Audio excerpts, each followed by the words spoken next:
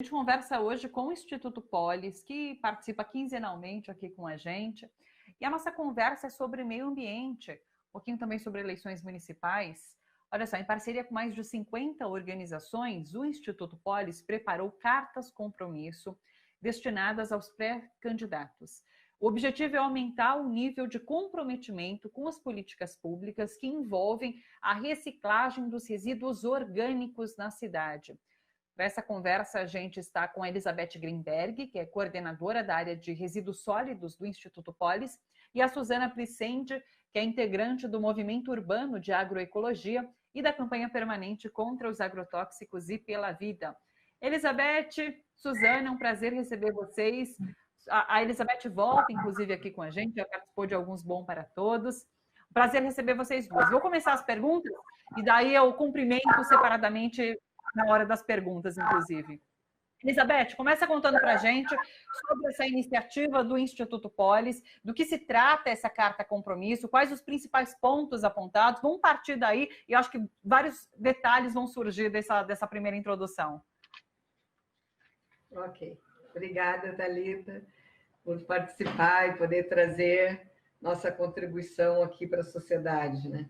Então, essa iniciativa, ela é parte de um movimento maior, global, né, que se chama Movimento de Inovação Urbana, que envolve 5 continentes e 7 projetos que têm interface, então, com a questão de não desperdiçar os resíduos sólidos, né, seja os reciclados, seja os orgânicos, e são 7 projetos, 3 na África.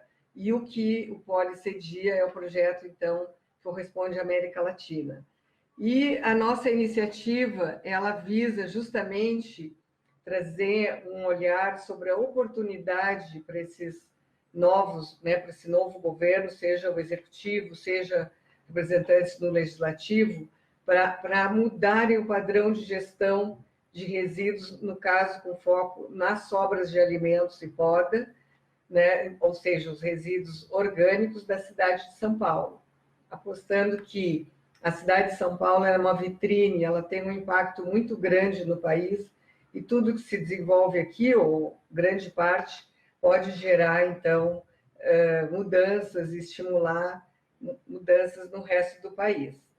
Então, nós temos essas cartas, né, que foram elaboradas 2, uma para o Executivo e uma para o Legislativo. Não sei se você já quer que eu entre nos pontos das propostas. Me traz algum ponto principal, porque, inclusive, numa conversa aqui antes do programa, você citou que você trouxe um panorama, né? Na cidade de São Paulo, mais de 50% da matéria orgânica é desperdiçada hoje, é levada para aterros sanitários controlados, para lixões. O que isso significa hoje? Então, é um grande impacto, as próprias imagens mostram, nós vemos seguidamente, né? E pensar que 50%, isso são imagens de compostagem que acabou de passar, 50% de tudo que o Brasil gera, né, em torno de 70 milhões de toneladas por ano, estão sendo desperdiçadas, gerando esse gás que a imagem acabou de mostrar, que é o gás metano. Aqui não, aqui já é uma outra imagem, né? Mas, enfim, que trazem impactos para o solo, para o ar, né, que nós respiramos, para os lençóis freáticos, porque mesmo aquela parcela no país, falando no contexto geral, Thalita, de 35%, mais de 35%, pouco mais, dos nossos resíduos estão indo para aterros sanitários, né? Mas o resto todo está indo para lixões e aterros controlados, que têm muito pouco controle e impactam nisso tudo que eu falei, né? O solo, a água, o ar, e também, olha a proximidade da cidade nessa imagem, né? Quer dizer, são áreas que poderiam, enfim, ter um uso nobre, um uso de interesse social, e estão sendo ocupadas com destinação inadequada, irregular e criminosa, né? No caso dos lixões de resíduos, e 80%, Thalita, poderia estar sendo recuperado, 30% para reciclagem, né? Voltar para a cadeia industrial, e esse 50% aproximadamente, que poderia então virar um composto, que nós conhecemos mais cotidianamente como um adubo de qualidade, que poderia então estar abastecendo, né, substituindo, na verdade, um fertilizante químico que é extremamente nocivo para a nossa saúde, que depois a Suzana acredito que vai falar. Os principais pontos, né, da carta compromisso para o executivo, nós temos uma para o executivo, uma para o legislativo. Uma primeira que eu destacaria é a revisão do Plano de Gestão Integrada de Resíduos Sólidos, que a Política Nacional instituiu, fez 10 anos agora, e tem um plano com metas, né, que estabeleçam metas para recuperação progressiva até nós alcançarmos 100% da coleta diferenciada, né, da fração orgânica e a destinação para compostagem. E regulamentar também, né, a segregação da coleta diferenciada em 3 frações, lembrando que não podemos misturar com uma fração orgânica que deve virar um composto, um adubo de qualidade para ser usado, então, né, no cinturão verde da cidade de São Paulo ou das cidades do Brasil inteiro, né, tem essa possibilidade, lembrando também que 4.904 municípios têm população abaixo de 50 mil habitantes, ou seja, a área rural e urbana é muito próxima. Então, eu destacaria esse ponto e também criar um projeto piloto, eu estou dando uma olhada aqui para não me estender muito, em curto prazo, para implementar progressivamente a coleta seletiva, então, em 3 frações e, como eu já falei, a reciclagem dos orgânicos. E um último ponto ainda, por exemplo, seria, né, estímulos, enfim, teria que se criar uma lei a nível do Legislativo, que também a gente propõe na Carta do Legislativo, para obrigar os grandes geradores, né, supermercados, restaurantes, os varejos alimentícios, shoppings, hospitais, a indústria, a agroindústria, instituições de ensino, órgãos públicos, a separarem os seus orgânicos e destinarem também para compostagem ou de gestão anaeróbica, que é um sistema diferente. Enfim, depois eu posso falar um pouco mais do legislativo. Claro. Suzana, bem-vindo, prazer te receber. Acho que a Elizabeth já adiantou um pouquinho, mas eu queria que você detalhasse essa questão sobre quais as maneiras de trabalhar com esse resíduo orgânico, porque a gente sabe que o material reciclável tem ali o seu caminho, a gente já discutiu bastante isso, inclusive, é mais fácil de compreender, acho, que plástico dá para voltar a ser plástico, que vidro dá para voltar a ser vidro, enfim. Com a matéria orgânica, o que é possível fazer? Eu queria que você explicasse para a gente. Bom, boa tarde, Thalita, boa tarde, Beth, boa tarde a todos e a todas que estão acompanhando a gente aqui. Eu acho que primeiro as pessoas precisam entender o que é essa matéria orgânica, né? Então, essa matéria orgânica, na verdade, ela é um tesouro, né? Na natureza, a gente tem ciclos, né? Então, o alimento, por exemplo, ele faz parte de um ciclo, né? Então, um ciclo que começa com o alimento, a plantinha desde a semente, ela se desenvolve, ela cresce, ela vai se transformar num alimento, nós vamos comer esse alimento, há resíduos desse alimento que voltam depois para a natureza. Isso é um ciclo que acontece há milhões de anos, né? E a gente, quando a gente desenvolveu nosso urbanismo, né, as cidades elas se desenvolveram esquecendo esse ciclo, né? Como se elas pudessem cortar essas relações com a natureza, com o campo. E a gente não muda, a gente, que é o Movimento Urbano de Agroecologia, a gente tenta recuperar essas relações e mostrar para as pessoas que na natureza não tem o lá fora, né? Como você vai jogar uma coisa fora se não existe o lá fora? E que, na verdade, essas substâncias, essas substâncias que são os resíduos, né, orgânicos, elas que são o tesouro do solo, elas que fazem o solo ser fértil, elas que fazem ser possível a gente produzir alimentos, elas que evitam, por exemplo, que os solos sejam compactados, que a água não consiga se infiltrar, que toda uma microfauna, uma microflora consiga se desenvolver na terra. Então, isso para a gente, na verdade, é um material precioso. Então, a gente está drenando esse material da terra para produzir o nosso alimento e está jogando esse material fora, como se ele fosse algo assim, que fosse o tempo todo, que a gente pudesse abastecer o tempo todo dele, né? E, na verdade, não é. A gente está tirando ele de uma fonte, né? Que é a fonte da natureza, a fonte do ecossistema que está ali equilibrado. Então, a gente precisaria devolver esse material para o ecossistema para a gente continuar alimentando esse ciclo. que é o ciclo que permite a nossa vida, né? Então, nas cidades, a gente tem aí uma produção, né, de uma geração de resíduos orgânicos muito grande, né? E que estão, como a Beth falou e como a Sina já mostraram, sendo encaminhados para esses lixões. Mas a gente tem esse cinturão verde, por exemplo, em São Paulo, né, que é essa região metropolitana, que é uma região altamente produtiva, né, é uma região que é um dos maiores polos de produção de hortaliças, né, que são as verduras, os legumes, as raízes, os tubérculos do Brasil, né? Então, esse cinturão verde pode absorver uma boa parte desses resíduos orgânicos, que para cultivo eles vão ser muito benéficos, eles vão ajudar muito, inclusive em substituição a esses fertilizantes químicos, e ajudariam na transição agroecológica, porque nós temos, por exemplo, aqui em São Paulo, a lei da merenda orgânica, que foi uma conquista na gestão Haddad, que prevê que até 2026, 100% da merenda, da alimentação orgânica servida nas escolas municipais, tem que ser orgânica. Então, significa que tem que ser produzida sem fertilizante químico. Então, como que a gente vai fazer isso? Né? Como dar esse salto? Precisa realmente ter uma política que integre.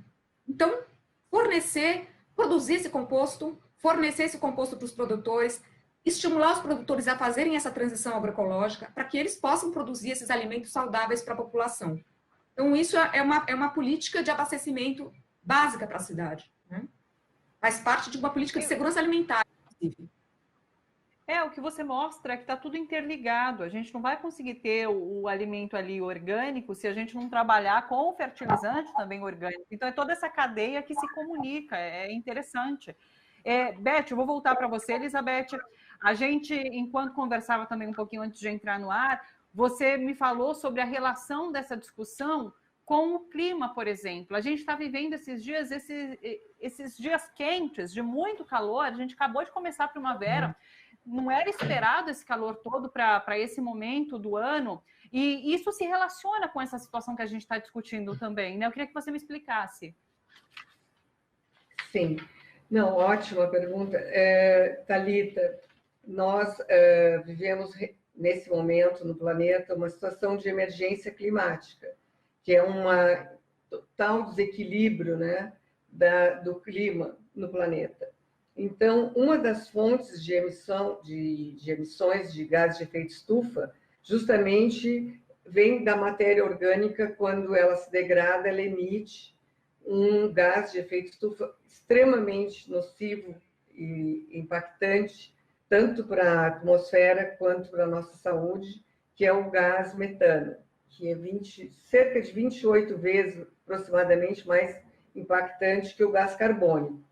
E de todas as emissões de gases de efeito estufa, né, a nossa contribuição no Brasil é de 8,2%. Então, é bastante, e se poderia evitar isso e se promover iniciativas como a que nós estamos impulsionando, de não emissão por processos de compostagem e biodigestão. E trazendo, então, essa contribuição para a estabilidade do clima.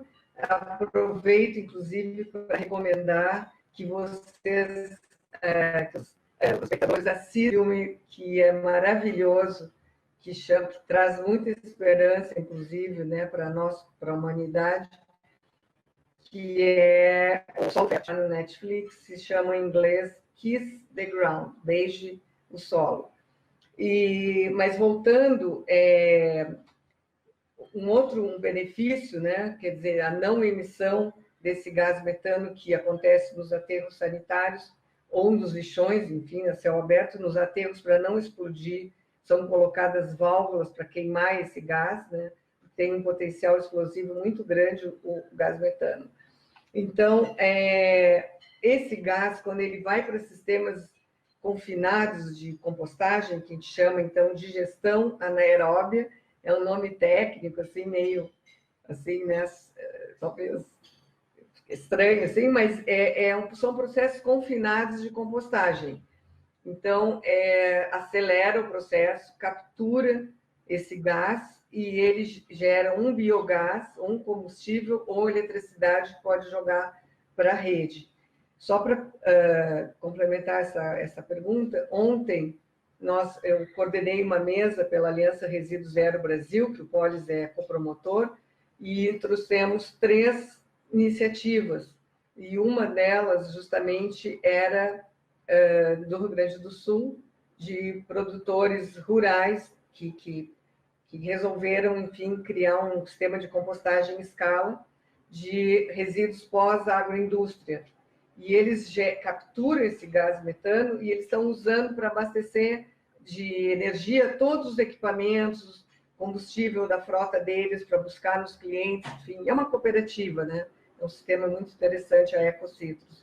Então, para a gente ver, pode ir para a rede, pode servir para um empreendimento, tem muitos usos, pode, por exemplo, as escolas municipais, elas podem também, né, fornecer essa matéria orgânica, e numa negociação com o operador, uma parte da eletricidade gerada, da energia gerada, pode ser jogada na rede, abater as contas de luzes, né, das escolas. Enfim, tem uma gama enorme de benefícios que nós precisamos trazer à luz e mostrar para a sociedade, para que ela se una à nossa campanha em São Paulo, que se chama São Paulo, Composta Cultiva, entrando no site do Instituto Polis, em projetos, em seguida, né, polis.org.br, clica em projetos e vai abrir ali, é primeiro banner, né, o primeiro card que tem lá no site,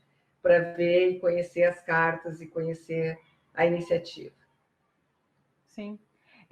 Suzana, quando a Elizabeth, inclusive, cita esses exemplos de uma economia diferente, né? De pessoas que pensam numa lógica diferente, que vão buscar algo diferente para fazer com que as produções sejam mais sustentáveis, mais orgânicas. Tudo isso trata-se de uma nova lógica, trata-se de um pensar diferente, trata-se de fazer uma economia diferente, né? É isso que está em discussão nesse momento. Isso está em discussão e ficou mais evidente ainda com a questão da pandemia, né? Eu acho que o que mostra isso muito claramente é o aumento da fome que a gente está vivendo e a destruição do nosso ambiente, né? Que são 2 faces do mesmo problema, né? Então, a gente está agora batendo recorde na produção de commodities, enquanto a nossa agricultura familiar aqui está agonizando, né? Então, assim, seria importante, inclusive para a agricultura familiar, para dar estímulo para essa agricultura familiar, um projeto que estimulasse o uso desses recursos naturais, né? Então, a gente está com esse problema grave de fome, que só pode ser combatido através da agricultura familiar, porque o grande agronegócio produz essas commodities para exportação, né? Então, não atende essa demanda. E a situação aqui de miséria está crescendo, então isso está diretamente relacionado, né? Então, a gente tem que pensar em valorizar esses recursos naturais que a gente tem, inclusive estão presentes enormemente nesses resíduos, né? E mostrar que isso realmente pode ajudar a gente a dar um salto e superar esses problemas que estão agora. Então, ele passa a ser visto como uma solução para outros problemas, não como um problema derivado de um consumo humano, né? Mas como realmente um caminho. Ele aponta caminhos para a gente superar muitos problemas, inclusive o problema da destruição ambiental. Porque um solo, quando ele está bem nutrido, quando ele está bem úmido, umidificado, ele é um solo que ele tende a degradar menos, a possibilitar menos incêndios. Então, a gente tem aí uma corrente virtuosa mesmo, né? Então, nesse sentido que a gente tem que enxergar como uma possibilidade preciosa, trabalhar com esse resíduo orgânico, mudar a forma como a gente está olhando para ele, olhar assim com um olhar sabendo que ele tem um potencial imenso para solucionar problemas, né? No dia 3 agora, seria o centenário da doutora Ana Primavesi, que é a nossa grande mestra da agroecologia. Ela faleceu no começo desse ano, mas ela está presente em toda a nossa trajetória. E ela já dizia, né, que solo sadio, plantas sadias, pessoas sadias. Se a gente quiser uma sociedade saudável, o nosso solo tem que ser saudável. E para esse solo ser saudável, a gente tem que deixar ele nutrido. Nutrir o solo significa que essa matéria viva fique nele, né?